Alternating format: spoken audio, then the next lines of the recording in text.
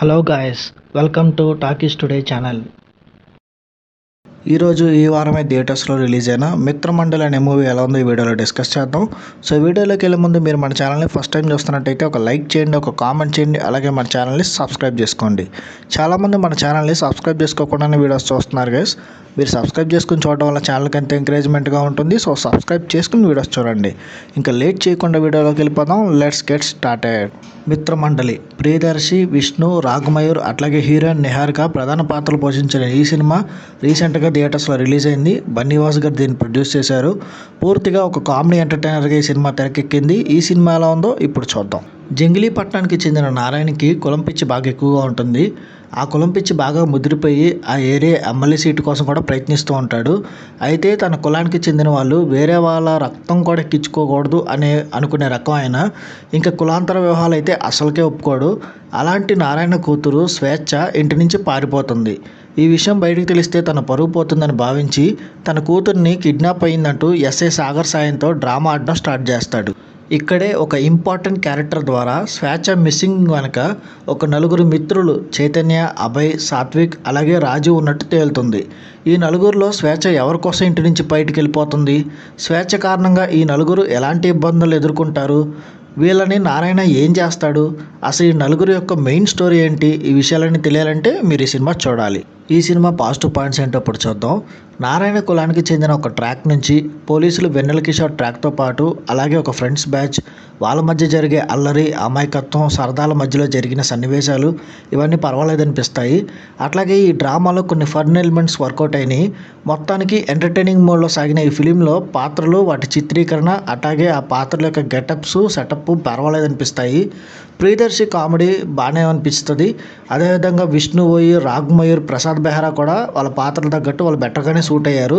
ఇక వీటీవీ గణేష్ పాత్ర కథలో ఒక కీలకమే అయిన కులపిచ్చి పాత్రలో గతంలో వచ్చిన చాలా సినిమాల్లోనే ఇలాంటి సీన్లు మనం ఆల్రెడీ చూసేసామే అన్నట్టుగా అనిపిస్తుంది. కానీ వీటీవీ గణేష్ కొంతవరకు నవ్విస్తాడు. హీరోయిన్గా నటించిన నిహారిక పర్వాలేదనిపిస్తుంది.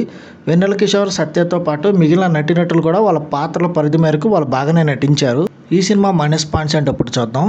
మిత్రమండలి స్టోరీ అట్లాగే నటీనటుల పనితీరు బాగున్నప్పటికీ స్క్రీన్ ప్లే విషయంలో మాత్రం దర్శకుడు విజయేందర్ పూర్తిగా ఇంపాక్ట్ క్రియేట్ చేయలేకపోయాడనే చెప్పాలి. ముఖ్యంగా ఫ్రెండ్స్ చుట్టూ సాగే డ్రామాలో రిపీటెడ్గా సీన్స్ ఎక్కువైపోయినాయి. దీనికి తోడు సెకండ్ హాఫ్లో స్క్రీన్ ప్లే కంప్లీట్గా ఫెయిల్ అయింది. ఎమోషన్స్ కూడా ప్రాపర్గా వర్కౌట్ కాలేదు.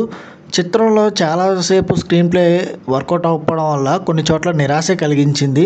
అట్లాగే నారాయణకి సంబంధించిన కులానికి నడిచే ట్రాక్ ఒకటి, పోలీస్ ఆఫీసర్ వెన్నెల కిషోర్ ట్రాక్లో వచ్చే మెయిన్ సీన్స్ మెలో డ్రామా కోసమే పెట్టారా అన్నట్టుగా ఉంటాయి. దీనికి తోడు పాత్రలు మరీ ఎక్కువ అవడం, అక్కడక్కడ కామెడీ కోసం పెట్టిన అనవసరమైన డిస్కషన్ లాగా అనిపిస్తాయి. ప్రధానంగా కొన్ని లీడ్ సన్నివేశాల్లో గ్రిప్పింగ్ నరేషన్ బాగా మిస్ అయ్యింది.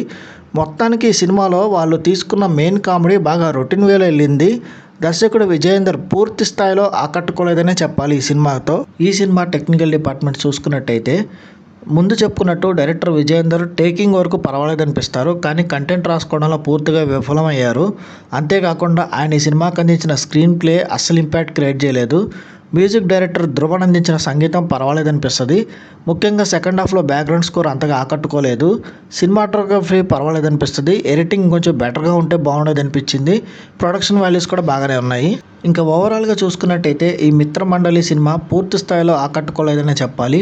కొన్ని ఫన్ ఎలిమెంట్స్ అట్లాగే నటీనటుల పనితీరు, వాళ్ళ పాటల చిత్రీకరణ బాగున్నాయి. కానీ సెకండ్ హాఫ్లో స్క్రీన్ ప్లే కంప్లీట్గా ఫెయిల్ అయ్యింది.